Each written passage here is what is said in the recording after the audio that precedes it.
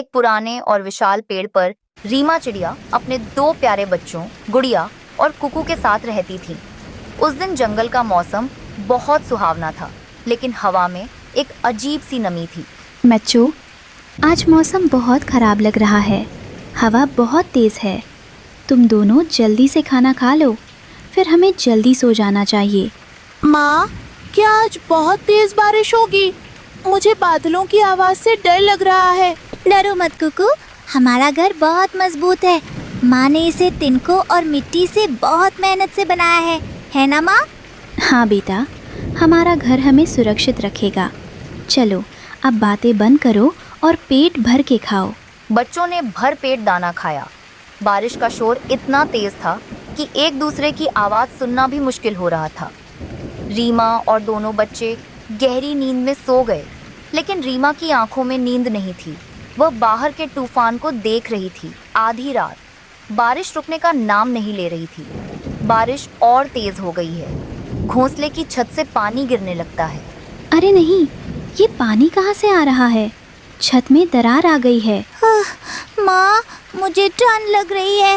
मेरा घोंसला गीला हो रहा है। माँ, बचाओ, यहाँ तो पानी भर रहा है। शांत हो जाओ बच्चों, हमें यहाँ से तुरंत निकलना होगा। ये घर अब सुरक्षित नहीं है। रीमा ने एक पल भी गंवाए बिना अपने दोनों बच्चों को उठाया। बाहर तूफान अपने चरम पर था, लेकिन एक माँ के पास डरने का वक्त नहीं था। उसने देखा, उसके घर पर एक पेड़ की मोटी सी डाल पड़ी थी। भगवान का शुक्र है हम समय पर निकल आए। चलो, हमें कोई सुरक्षित जगह ढूंढनी होगी। भीगते हुए और कांपते हुए रीमा अपने बच्चों को लेकर पास के एक घने बरगद के पेड़ की ओर बढ़ी। उसे उम्मीद थी कि वहाँ थोड़ी राहत मिलेगी, लेकिन जब वो वहाँ पहुँची तो उसने देखा कि वो अकेली मुसीबत में नहीं थी। पेड़ के तने से चिपक कर कालू कौआ, उसकी पत्नी गौरी और बेटा जग्गू भीग रहे थे। कालू, गौरी, आप सब यहाँ इस हालत में? अरे रीमा बहन, क्या बताऊं, वह पुरानी सूखी डाल हमारे घर पर गिर गई। हमारा घर पूरी तरह टूट चुका है। हम कब से यहाँ बैठे हैं, पर बारिश की वजह से कहीं उड़ भी नहीं पा रहे। तुम यहाँ कैसे? मेरा घर भी इस जालिम बारिश ने छीन लिया। मेरे बच्चे भी भीग रहे हैं। यहाँ इस पेड़ के नीचे भी पानी आ रहा है। हम यहाँ सुरक्षित नहीं हैं। पापा, मुझे बहुत ठंड लग रही है। क्या हम किसी गुफा में नहीं जा सकते? जग्गू बहुत डर गया है। गुफा तो दूर है बेटा, लेकिन हाँ, याद आया, मेरी माँ का घर दूसरे जंगल में है। वह बहुत पुराने और मोटे पेड़ के खोकर में बना है। वह बहुत मजबूत है, वहाँ पानी नहीं आ सकता। क्या वो हम सबको पनाह देंगी? बिल्कुल रीमा, मेरी माँ का दिल बहुत बड़ा है, लेकिन समस्या ये है कि वह जंगल यहाँ से थोड़ी दूर है और इस तूफान में उड़ना आसान नहीं होगा। हमारे पास और कोई चारा नहीं है। अगर हम यहाँ रहे तो ठंड से बीमार पड़ जाएंगे। हमें हिम्मत करके उड़ना होगा। ठीक है, हम सब साथ मिलकर उड़ेंगे। चलो। कालू सबसे आगे रास्ता दिखाते हुए उड़ रहा था। उसके पीछे गौरी और रीमा अपने बच्चों को संभालते हुए उड़ रहे थे। हवा के तेज झोंके उन्हें बार बार पीछे धकेल रहे थे। बिजली की चमक से बच्चे डर रहे थे। माँ, मेरे पंख दुख रहे हैं। मैं और नहीं उड़ सकती। बस थोड़ी देर और गुड़िया। देखो, कालू अंकल कितनी मजबूती से उड़ रहे हैं। हमें हार नहीं माननी है। काफी संघर्ष के बाद वे दूसरे जंगल में पहुंचे। कालू तेजी से उस पुराने पेड़ की ओर गया जहां उसकी माँ रहती थी। उसे उम्मीद थी कि वहां गर्माहट और सूखा स्थान मिलेगा। कालू, तुम यहाँ? माँ, तुम्हारा घर, ये क्या हुआ? बेटा, अभी थोड़ी देर पहले बिजली गिरी थी, पेड़ टूटकर गिर गया। मैं तो बस अपनी जान बचाकर बाहर निकली। हे भगवान, हमने इतनी दूर का सफर तय किया, ये सोचकर कि यहाँ आसरा मिलेगा। अब हम कहाँ जाएं? हम सब थक चुके हैं और बच्चे अब और उड़ने की हालत में नहीं हैं। हम चारों तरफ से पानी से घिरे हैं। सभी पक्षी पेड़ की डाल पर बैठ गए। उनकी उम्मीदें बारिश के पानी के साथ बहती हुई लग रही थीं। वे उदास होकर एक दूसरे का मुंह ताकने लगे। तभी झाड़ियों के हिलने की आवाज़ आई। वो लक्ष्मी गाय थी जो बारिश से बचने के लिए तेजी से भाग रही थी, लेकिन उसने पेड़ पर बैठे उदास पक्षियों को देख लिया। अरे पक्षियों, तुम सब इस तूफान में पेड़ की डाल पर क्यों बैठे हो? भीग जाओगे और बीमार पड़ जाओगे। क्या करें लक्ष्मी बहन, हमारा घर टूट गया। हम आसरा ढूंढने अपनी माँ के पास आए, पर कुदरत का कहर देखो, इनका घर भी नहीं बचा। अब हमारे पास जाने के लिए कोई जगह नहीं है। हमारे छोटे बच्चे ठंड से कांप रहे हैं। हमें समझ नहीं आ रहा हम क्या करें। ओह, ये तो बहुत बुरा हुआ, लेकिन तुम चिंता मत करो। मैं और मेरा बछड़ा पास ही एक बड़ी गुफा में रहते हैं। वो गुफा पत्थर की बनी है, बहुत मजबूत और सूखी है। क्या सच में? क्या हम तुम्हारे साथ आ सकते हैं? हाँ हाँ, क्यों नहीं। वो गुफा बहुत बड़ी है, वहाँ कोई और नहीं रहता, बस मैं और मेरा बेटा है। तुम सब मेरे साथ चलो। तुम मेरे पीठ पर बैठ जाओ, मैं तुम्हें वहाँ ले चलूंगी। डूबते को तिनके का सहारा मिल गया था। लक्ष्मी गाय की बात सुनकर सबकी जान में जान आई।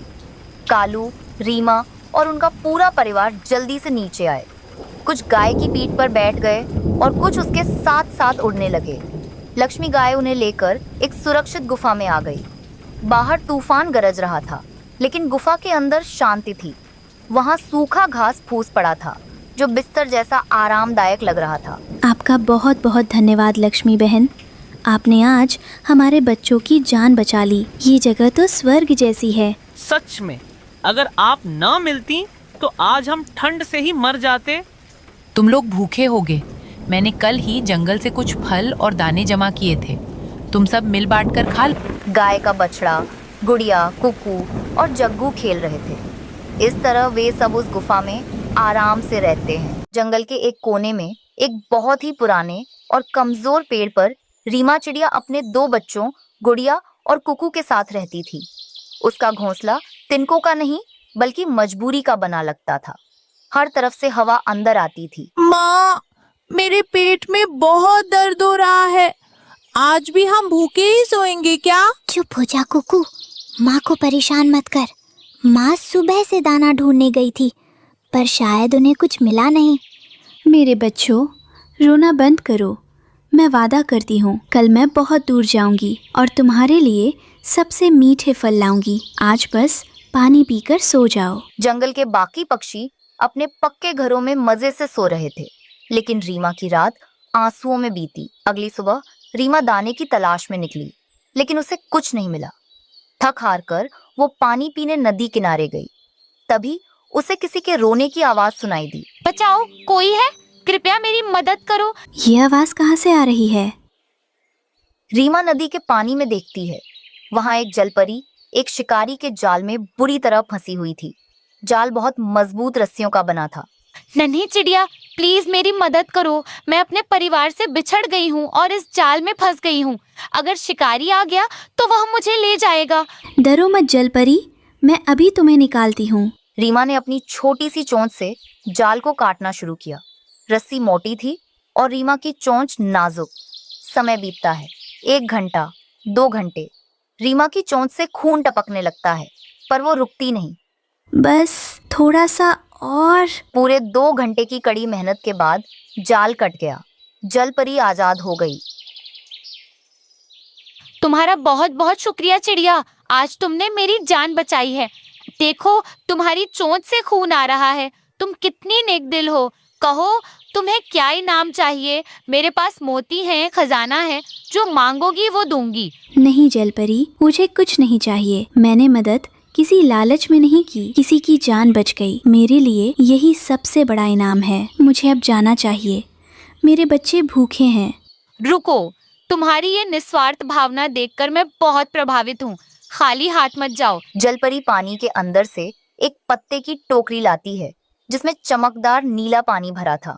ये कोई साधारण पानी नहीं है, ये जादुई पानी है। तुम जिस भी चीज पर ये पानी डालकर जो भी मांगोगी वो चीज वैसे ही बन जाएगी। इसे संभाल कर रखना। तुम्हारा धन्यवाद जलपरी। रीमा वो जादुई पानी लेकर घर आ गई। उसने घर में पड़ी एक पुरानी टूटी हुई प्लास्टिक की बोतल में वह पानी भर दिया और घर के एक कोने में रखकर दाना ढूंढने की चिंता में उसे भूल गई। कुछ दिन बाद आसमान काला हो गया है, तेज हवाएं चल रही हैं। तभी जंगल में जोरदार बारिश शुरू हो गई। यह कोई आम बारिश नहीं थी, बल्कि एक भयानक तूफान था। माँ, देखो ना, बादल कितने काले हो गए हैं। मुझे डर लग रहा है।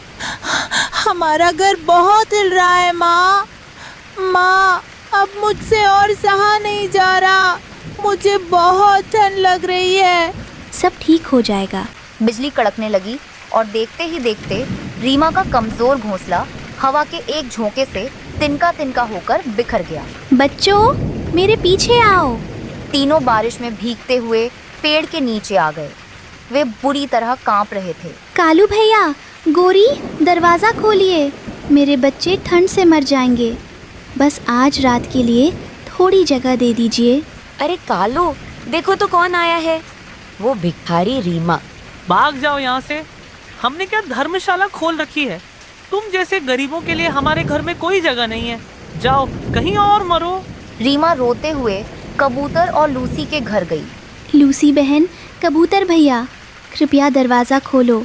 मेरा घर टूट गया है। अरे रीमा, हमारा घर पहले से ही मेहमानों से भरा है। यहाँ पैर रखने की भी जगह नहीं है। तुम किसी गुफा में क्यों नहीं चली जाती? किसी ने भी रीमा की मदद नहीं की। पूरा जंगल पत्थर दिल हो चुका था। बारिश और तेज हो गई है। रीमा और बच्चे कीचड़ में बैठे हैं। भगवान, मेरे बच्चों की रक्षा करो। अब मैं क्या करूं? तभी बिजली चमकती है और रीमा की नज़र मलबे के नीचे दबी उस पुरानी बोतल पर पड़ती है जो चमक रही थी। अरे, ये तो वही बोतल है। जलपरी ने क्या कहा था? ये कोई साधारण पानी नहीं है, ये जादुई पानी है।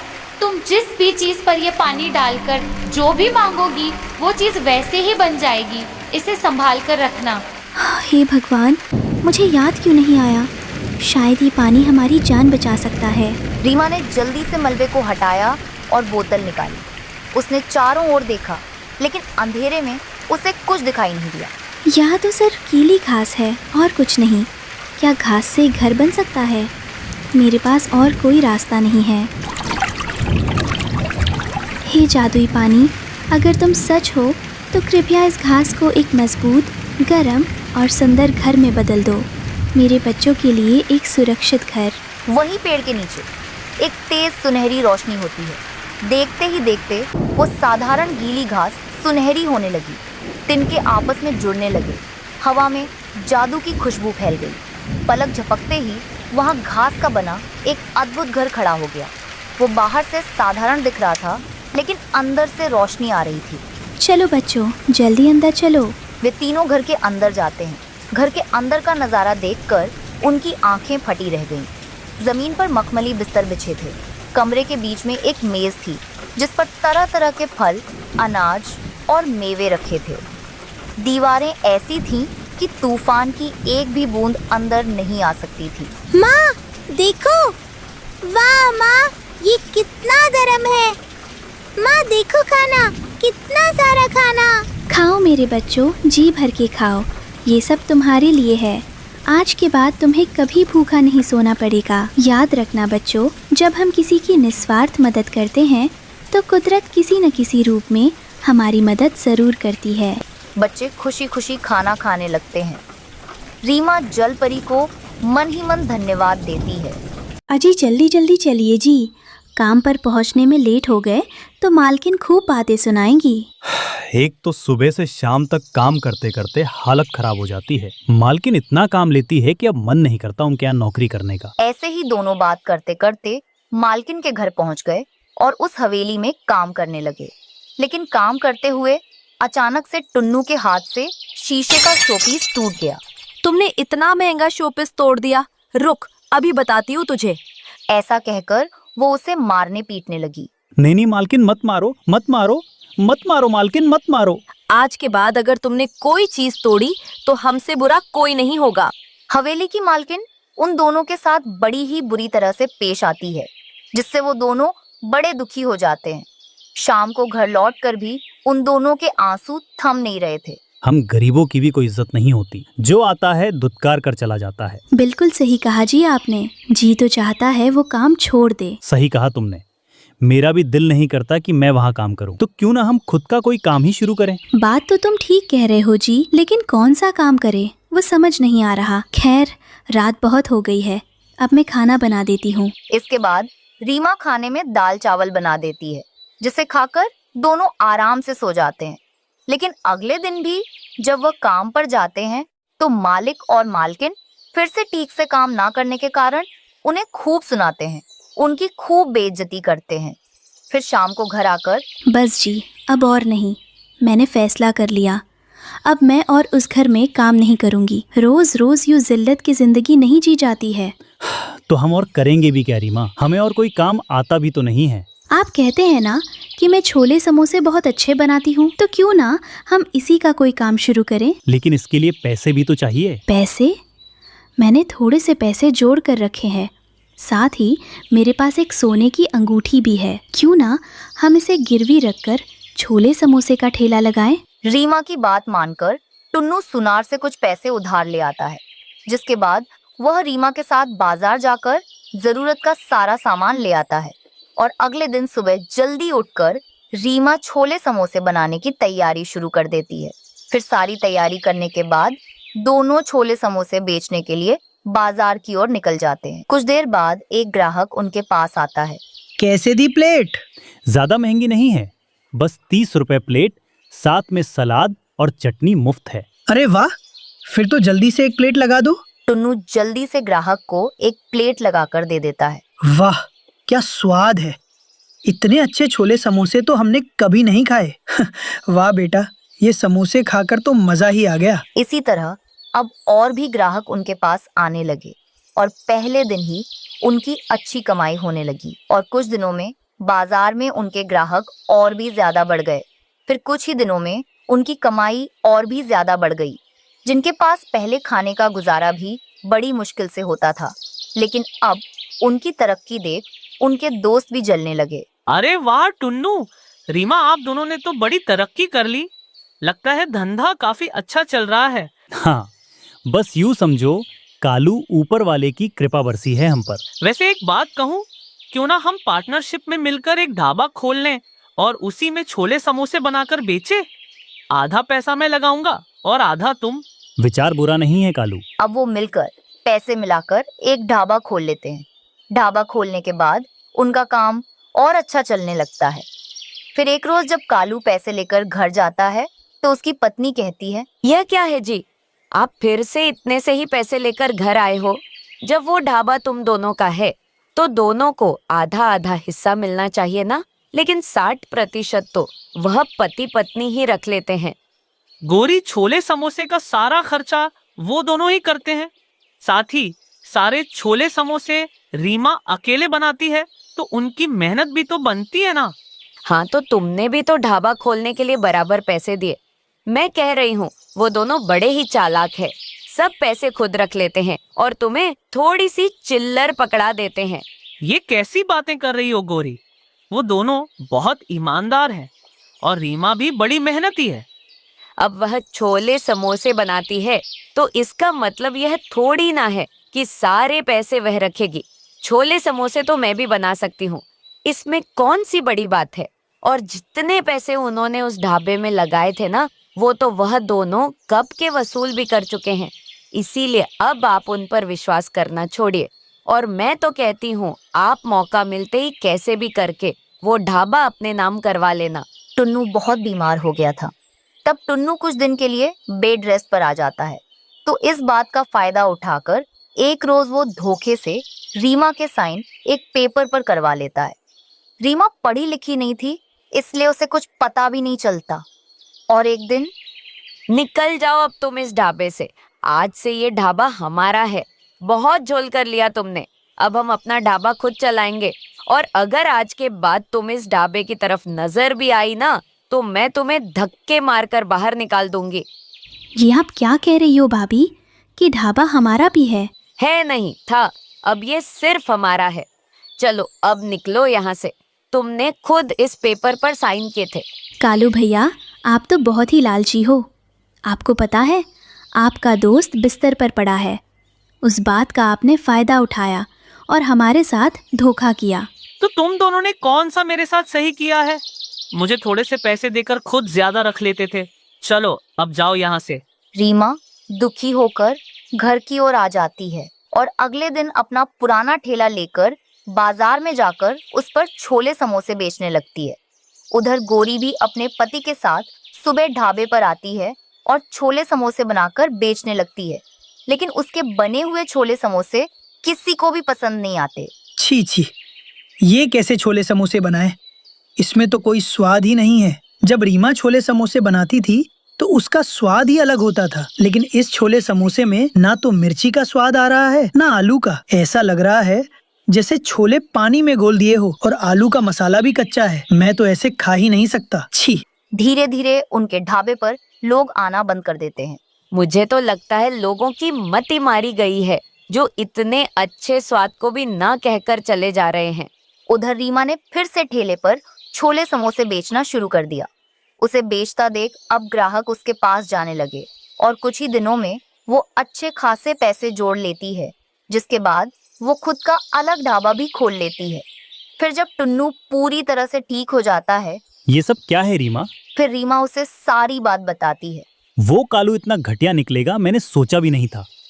मैं अभी जाकर उससे बात करता हूँ। नहीं नहीं जी, रहने दीजिए। हमने अपनी मेहनत से अब सब कुछ हासिल कर लिया है और जो होता है अच्छे के लिए होता है। भगवान की कृपा थी जो मैं ये सब कर पाई। अपनी पत्नी के साथ मिलकर अब टुन्नू उस ढाबे को चलाता है, जिससे उसे खूब अच्छी कमाई होने लगती है। वहीं दूसरी तरफ लालच के चक्कर में गौरी और उसका पति अपना सब कुछ खो बैठते हैं और आखिर में उन्हें अपना ढाबा बंद करके लोगों के घरों में काम करना पड़ता है। वहीं अब रीमा और टुन्नू खुशी खुशी रहने लगते हैं। घने जंगल में जहाँ पक्षियों की चहचहाहट थी, अचानक मौसम बदल जाता है। जंगल में हर दिन बारिश होने लगती है। गौरी कौवी अपने पति कालू कौवा और बेटी मुन्नी के साथ रहती थी। वे बहुत मुश्किल की जिंदगी गुजार रहे थे, क्योंकि कालू शराब पीकर हर समय शराब के नशे में ही रहता और बेचारी गौरी अमीर पक्षियों के घरों में काम करके अपना और अपनी बेटी का पेट पालती थी। उन दिनों बारिश का मौसम शुरू हो चुका था। हर दिन बारिश हो रही थी। आज भी बहुत तेज़ बारिश हुई। मुन्नी स्कूल गई हुई थी। गौरी अपनी बेटी को लेकर बहुत चिंतित हो रही थी। हाँ, हे भगवान, बाहर इतनी तेज बारिश है और मुन्नी स्कूल गई हुई है। मुन्नी के पास रेनकोट भी नहीं है। अगर उसे ठंड लगे तो क्या होगा? सुनिए जी, उठिए, जरा जाकर अपनी बेटी मुन्नी को तो देखाओ कि अभी तक आई क्यों नहीं। बाहर बरसात बहुत जोरों से हो रही है। लेकिन कालू ने तो इतनी शराब पी रखी थी, वो तो हाँ या ना में जवाब भी नहीं देता, बस सोया हुआ था। तभी मुन्नी आ जाती है। अपनी बेटी को सही सलामत देखकर गौरी खुश हो जाती है। भगवान का शुक्र है कि तुम सही सलामत आ गई बेटा। बारिश इतनी तेज थी कि तू जरा स्कूल में ही रुक जाती थी। जब बारिश रुकती तो फिर तू घर आ जाती थी। माँ, मेरे सभी दोस्तों के पास रेनकोट है सिवाय मेरे। सभी सहेलियाँ छुट्टी के बाद अपने अपने घरों को वापस चली गई। तो माँ, मैं वहाँ अकेली स्कूल में कैसे रहती? माँ, आपने पिछले साल भी बरसात के मौसम में मुझसे वादा किया था कि आप मुझे रेनकोट लेकर देंगी, पर आपने पिछली बार भी नहीं लेकर दिया। माँ, इस बार तो मुझे रेनकोट ले दे माँ। सच में बरसात में भीगकर बहुत सर्दी लगती है। गौरी अपनी बेटी की बातें सुन रही थी और उसका मन बहुत दुखी हो रहा था। वो अपनी बेटी को क्या बताती कि वो तो घर को बहुत मुश्किल से चला रही है। वो अपनी बेटी को रेनकोट कहाँ से दिलाती? फिर वो अपनी बेटी को भोजन खिलाकर सुला देती है। अगले दिन फिर से बरसात शुरू हो जाती है और अब की बार तो बरसात ऐसी हो रही थी कि पहले कभी न हुई हो। लेकिन शराबी कालू तो ऐसा अपने शराब के नशे में सोया हुआ था कि उसे तो बरसात की कोई चिंता ही नहीं थी। मुन्नी बेटा, आज तू स्कूल जाने को रहने दे। कल भी तू बरसात में इतना भीग कर आई थी। अगर आज फिर बरसात में भीगी तो कहीं तू बीमार ना हो जाए। मुन्नी स्कूल से छुट्टी कर देती है।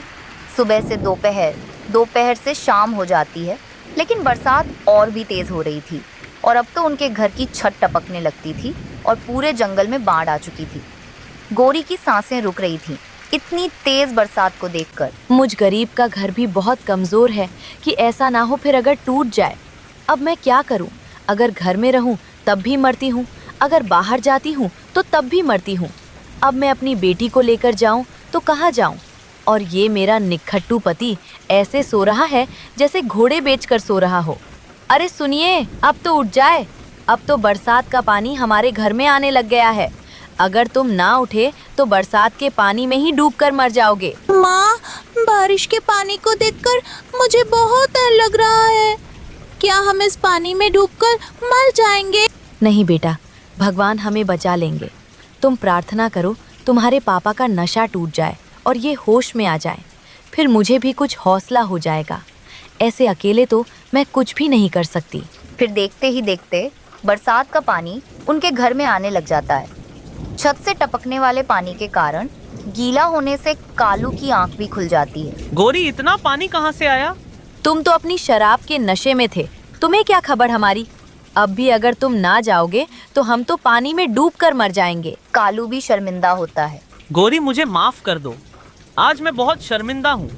मेरी शराब के कारण आज मेरा पूरा परिवार हमेशा हमेशा के लिए खत्म हो जाता। मैं तुमसे वादा करता हूँ, मैं आज के बाद शराब कभी नहीं पीऊंगा। आज इस बरसात के पानी ने मेरी आंखें खोल दी है।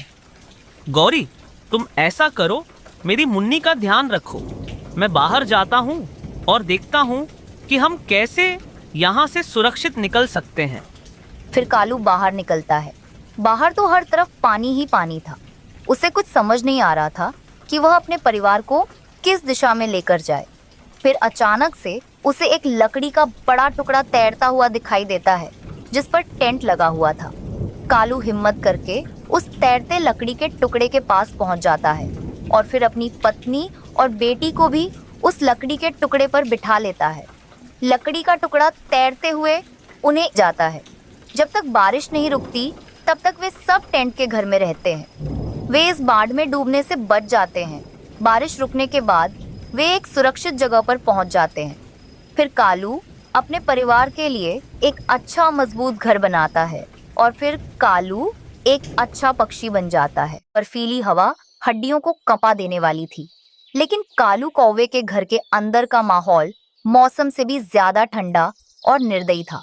गोरी कौवी मूंगफली खा रही थी, जबकि कालू की बूढ़ी माँ कोने में फटे हुए कंबल में ठिठुर रही थी। अरे ओ बुढ़िया, कब तक वहाँ कोने में पड़ी रहेगी? देख नहीं रही घर में पानी खत्म हो गया है?